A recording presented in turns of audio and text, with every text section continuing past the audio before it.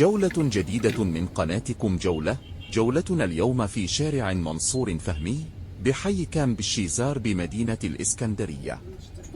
الشوارع الهامة مثل شارع طيبة وشارع صلاح ذهني وشارع منصور فهمي وشارع بورسعيد وشارع محمد شفيق دردال.